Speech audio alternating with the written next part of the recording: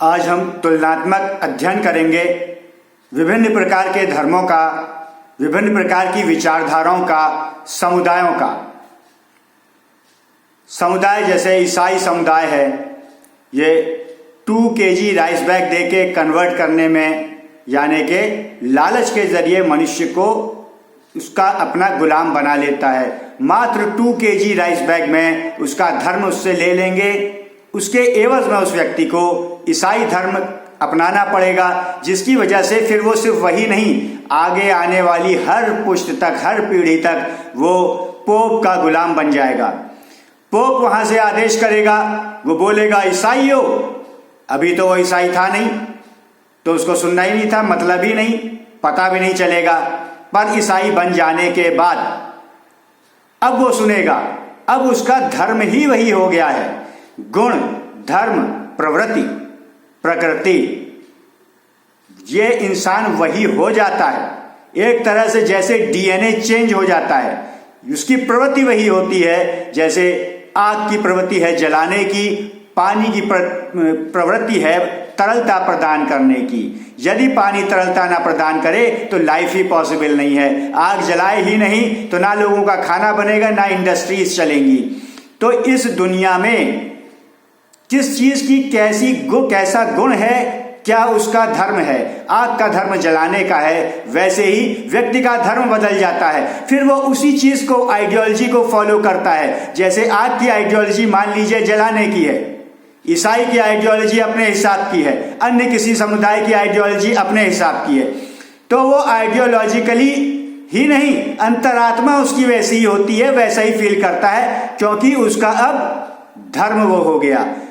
पानी का धर्म तरलता प्रदान करना था, अब वो व्यक्ति क्या हो गया, ईसाई। तो ईसाइयत प्रदान करेगा। अब उसमें अच्छा है तो अच्छी बात है, अच्छा नहीं है तो फिर वैसी बात है। लेकिन हाँ, ये है कि आइडियोलॉजी उसकी खरीद ली गई 2 kg राइस बैग में, सिर्फ इतनी सी बात है। अब हम आगे आए, कोई और धर्म संप्रदाय हो सकता है जिसमें जबरदस्ती कर ली गई, मारा काटा गया, रेप किए गए, इस तरीके से काम किया गया, तो उसने अपना काम उस तरीके से किया, तो ये उसका अग्रेशन है। तो एक तरफ लालच के जरिए गुलाम बनाना, एक तरफ हो गया अग्रेशन के जरिए गुलाम बनाना। ये एक बात हो गई, ये एक विचारधारा है। अब हम आते हैं एक विचारधारा या एक समुदाय या एक संप्रदाय, कम्युनिज्म की तरफ, वामपंथ की तरफ। तो वामपंथी क्या है? वामपंथी विचारधारा छल से है। ये छल की विचारधारा आई। अभी हमने 3 विचारधाराएं अभी तक हम लोग नाम ले चुके हैं। पहली विचारधारा हमने नाम ली जो लालच के जरिए गुलाम बनाती थी, एक अग्रेशन के जरिए गुलाम बनाती थी, और ये धोखा देकर गुलाम बनाती है छल के जरिए। तो छल ये कैसे करते हैं? ये महिलाओं को टारगेट करते हैं। महिलाओं, तुम्हारा उत्थान होगा, तुम्हें तो तुम्हारे साथ तो जो है बहुत अन्याय हो रहा है, अत्याचार हो रहा है। ये महिलाओं को पढ़ाते हैं। समाज तुम्हारे खिलाफ है, तुम्हारे माता पिता तुम्हारे खिलाफ हैं, तुम्हारे बड़े लोग तुम्हारे खिलाफ हैं, वो रूढ़िवादी हैं, बकवास हैं, मतलब उनकी बुराई करेंगे। क्यों? क्योंकि ये लोग फंस जाते हैं, जल्दी बातों में आ जाते हैं। कभी कहेंगे दलित के नाम पे लोगों को मूर्ख बनाएंगे, कभी मुस्लिम के नाम पे मूर्ख बनाएंगे, जबकि वामपंथ और इस्लाम तो एक दूसरे के धुरविरोधी हैं, क्योंकि वामपंथ और धर्म ही एक दूसरे के विरोधी हैं। क्योंकि वामपंथी धर्म को नहीं मानते, बात ही खत्म हो गई। लेकिन ये छल करते हैं। अब महिलाओं की बात लीजिए, तो महिलाओं को अपना अब्यूज करेंगे, बाद में स्लट शेम भी करेंगे और कहेंगे हम अच्छे हैं, और महिलावाद की बातें कर करके भड़काएंगे और कहेंगे तुम्हारे महिला के ऊपर अत्याचार के दोषी तुम्हारा समाज है, पिता है और भाई है, पुरुषवादी, पेट्रियार्क। लेकिन ये मेट्रियार्क नहीं कहते, कभी ये नहीं कहते कि एक औरत को इतनी इज्जत दी जाती है, औरत की सुनी जाती है, आदमी को कोई पूछता भी नहीं है। आखिर ऐसा क्यों? क्योंकि उसे पता है आदमी फंसेगा नहीं, आदमी के बहुत दिमाग है। उसको कह के देखो एक बार मेट्रियार्क, वो कहेगा क्या बात कर रहे यार, फालतू मेट्रियार्क हटाओ यार। कहेंगे यार भाई औरतें, कहेगा कि औरतें अच्छी बात है यार, औरतों ही के लिए तो सब है, हटाओ फालतू बकवास। पुरुष कभी मुंह नहीं लगाएगा ऐसी बकवास को, इसलिए पुरुष को कभी टारगेट नहीं करते। और वैसे भी महिलाओं को टारगेट करना उनके लिए आसान ही नहीं है। उन्हें यह लगता है कि महिलाएं मूर्ख हैं, ऐसी बातों में आ जाएंगी, परिवार से ही झगड़ जाएंगी, हमारे पीछे चल देंगी, हम यूज करेंगे, अच्छे बने रहेंगे सामने, बाद में हम स्लट शेम भी करेंगे उन्हें कि कैसी मूर्ख है, कैसे चला दिया। अगर ये इतनी अच्छी बातें करते हैं तो अपने घर की महिलाओं को पहले क्यों नहीं लाते?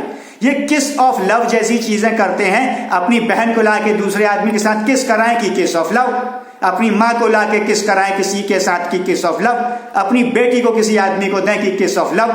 अब उसमें भी ये झगड़ेंगे, लेकिन खुद तो ये कह रहे हैं दूसरे की माँ को तो ला रहे हैं, तो फिर क्या प्रॉब्लम है? Charity begins from home. अपनी बेटी को, अपनी बहन को पहले सामने लाएं, उसको कराएं ना। दूसरे की माँ बहन बेटी को करा रहे हैं और वो महिलाएं उनसे फंस जाती हैं, तो फिर वो वैसा ही गाना गाती हैं, क्योंकि उनकी सीनियर महिलाएं पहले फंसी थी, तो उन्हीं को अब उनको बुरा कह नहीं सकते, क्योंकि कहेंगी तो अपनी ही जग हंसाई होगी, तो वो महिलाएं उसी वामपंथ को चलाने लगती हैं। तो आगे नई महिलाएं उनसे फंस जाती हैं कि देखो महिला ही तो कह रही है, तो हमें सही गाइड कर रही होगी, तो महिलाएं इसलिए फंस जाती हैं, तो महिला टारगेट हो गई। मुस्लिम के विरोधी हैं फिर भी कर रहे हैं, तो इसका मतलब मन में बहुत बड़ा पाप है, तो इसलिए मुस्लिम को भी मूर्ख बना रहे हैं। अब रही बात दलित की, मनुष्य को दलित नाम ही दे रहे हैं, बड़ी बात है। मनुष्य को तो कहते हैं तुम ऊंचे हो, स्वभाव ऊंचे होके रहें, तो यही कहेंगे पहले तो दलित नाम देंगे, दबे कुचले जैसा शब्द प्रयोग करेंगे, मतलब मनुष्य को कह रहे हैं तुम दबे कुचले हो, दबे कुचले लोग। ये कोई कहने वाला है? ये कहते ठीक है, अगर किसी ने गलत किया भी तुम्हारा अधिकार है, लो, लेकिन दबे कुचले लोग नहीं हो सकते। दबाने कुचलने की कोई कोशिश कर रहा हो सकता है, लेकिन उसके बाद किसी को संज्ञा देना कि तुम दबे कुचले हो, तुम दलित हो, ये कितना पाप है, कितनी गंदी बात है, गंदी नियत है। लेकिन अगर ऐसे शब्द नहीं बोलेंगे तो प्रभाव कैसे पड़ेगा? तो दलित कहना, अरे दलित तो अब ऊंचे उठना है, तो एक भावना देने के लिए ऐसे शब्द गढ़े जाते हैं, फिर उनको ये अपने तरीके से उनका अब्यूज करते हैं। तो इससे लोगों को लाभ होता हो या ना होता हो, जो एक दो लोग ये अपने सामने स्टेज पे लाते हैं अपना मुर्गा बनाने के लिए, अपना काम कराने के लिए, उसको भले ही लाभ हो जाता है, लेकिन बाय एंड लार्ज जो करोड़ों लोग हैं उनकी हानि हो जाती है। महिलाओं को ये ऐसे अब्यूज करते हैं, मुस्लिम वोट के लिए मुस्लिम को झूठ बोलते हैं, जबकि ये खुद वामपंथी हैं। अगर ये पनप गए तो जहां ये पनपे हैं इस्लाम को खत्म ही किया है, तो ये वो करेंगे, सत्ता उन्हीं से लेके हथियार हैं। अब बात रही दलितों की, ये खुद तो जो है कई बार वामपंथी ब्राह्मण होते हैं और ये ब्राह्मणों के खिलाफ ही भड़काते हैं। कोई ये बताए कि वामपंथी ब्राह्मण नहीं है, सबसे ज्यादा तो ब्राह्मण ही है। रवीश कुमार पांडे ब्राह्मण पंडित, और किसी को भी उठाइए, कोई पौरुष शर्मा है, कोई प्रज्ञा मिश्रा है, कोई साक्षी जोशी है, जितने भी आप नाम लीजिए, अधिकांश तौर पे पंडित और वामपंथ फैला रहे हैं। तो ये एक विचारधारा है, बेईमानी की विचारधारा है। कहने को पंडित हैं, वो हैं नहीं, क्योंकि अब तो वो वामपंथी हो गए। सिर्फ माफी मांगने के लिए कहेंगे हम हिंदू हैं, हम तुमसे माफी मांग रहे हैं, किसी को झगड़ा दिखा देंगे, कभी मुस्लिम से दिखा देंगे, फिर कहेंगे मुस्लिम पे अत्याचार हुआ, हम माफी मांग रहे हैं, हम हिंदू हैं। हिंदू है ही नहीं जो वामपंथी है, वो हिंदू हो ही नहीं सकता, वो तो वामपंथी है।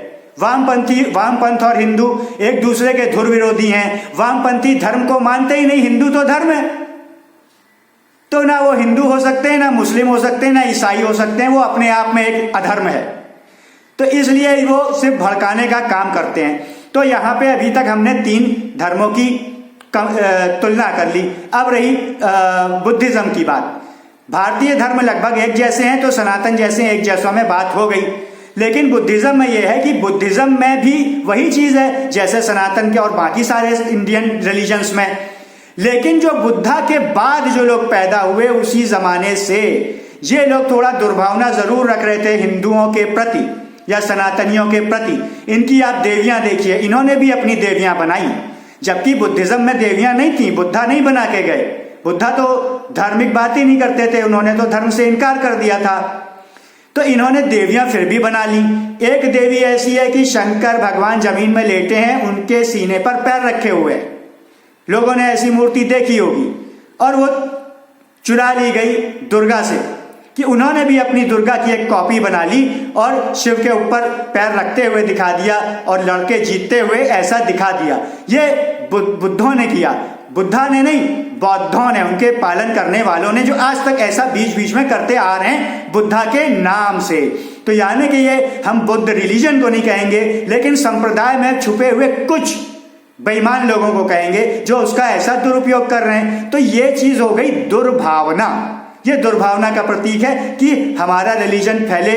सनातन में धर्म का को फैलाने का, प्रचार करने का नहीं है, सिर्फ अपने हरकत करो, अच्छी करो, सभी खुद ही प्रचार होगा। इस मकसद से नहीं प्रचार करना कि दूसरे को कन्वर्ट करना है।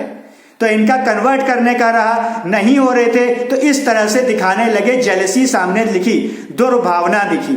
तो अभी हमने देखा कि लालच के प्रति गुलाम, लालच के वास्ते गुलाम बनाना, कभी अग्रेशन से गुलाम बनाना, और कभी उसके बाद वामपंथ आया जो कि छल से गुलाम बनाना। और ये बुद्धिज्म रहा, दुर्भावना से गुलाम बनाना कि उसके बारे में बुराई दिखाएंगे तो हमारे पीछे लोग आएंगे, हमारा धर्म मानेंगे तो हमारी संख्या बढ़ जाएगी। तो इस प्रकार से ये तुलनात्मक स्टडी है, इसमें कुछ भी अच्छा या बुरा नहीं है, सबकी अपनी अपनी विचारधारा है। गुण, धर्म, प्रवृत्ति सबकी अपनी अपनी है, एक ही जैसा सब नहीं हो सकते, अलग अलग हैं। तो किसी के प्रति बुराई नहीं, किसी के प्रति अच्छाई नहीं, लेकिन हाँ ये एनालिसिस है, इसको हम देख रहे हैं एज विजिबल, जैसा है जहां है के आधार पे।